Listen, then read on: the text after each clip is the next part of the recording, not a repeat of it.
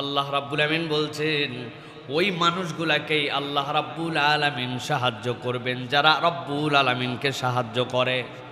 আল্লাহ রাব্বুল আলামিনকে সাহায্য করা মানে কি? আল্লাহর দ্বীনের অনুগামী হয়ে যাওয়া।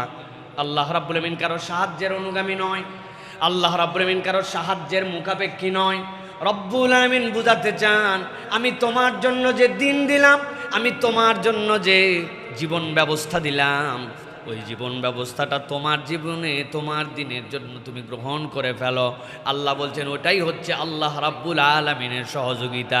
আল্লাহ নুনের উপরে সাকিলা দিয়া দরফে আইলে মোস্তাকবেল দিয়ে আল্লাহ রাব্বুল আলামিন শর্ত আরোপ করে বলতেছেন বান্দা আমি আল্লাহ নিজের প্রতি ওয়াজিব করে নিলাম, তুমি যদি আমার দ্বীনের অনুগামী হয়ে যাও, তুমি যদি ঈমান বুঝে নাও, তুমি যদি তাকওয়ার পথ অবলম্বন করো, আমি আল্লাহর দায়িত্ব হচ্ছে অবশ্যই অবশ্যই তোমাকে সাহায্য করা।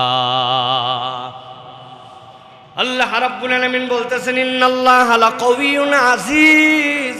ও বান্দা দুনিয়ার যত শক্তি থাক সব শক্তির উপর আল্লাহর শক্তি, আল্লাহর শক্তির উপরে কোনো শক্তি নাই। রব্বুল আলামিন বলতেছেন তোমার রব তোমাকে সাহায্য করবেন, সাথে সাথে কওয়িয়্যুন আজিজ দ্বারা আল্লাহ বুঝালেন তোমার ঘাবড়ানোর কোনো কারণ নাই, তোমার চিন্তার কোনো কারণ নাই।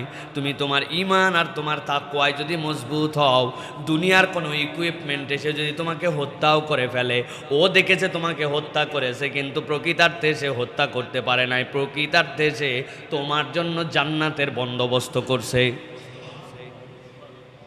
আল্লাহ রাব্বুল আলামিন অন্য আয়াতের মধ্যে বলছেন সূরা মুহাম্মদ 7 নম্বর আয়াত, আল্লাহ বলছেন ইন তানসুরুল্লাহা ইয়ানসুরকুম ওয়া ইউসাব্বিত আকদামাকুম।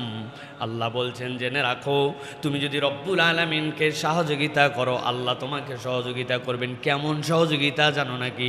ওয়া ইউসাব্বিত আকদামাকুম, তোমাদের পা কখনো পিছলায় দিবেন না, বিজয়ের পথে তোমার পাকে রব্বুল আলামিন সুদৃঢ় করে রেখে দিবেন।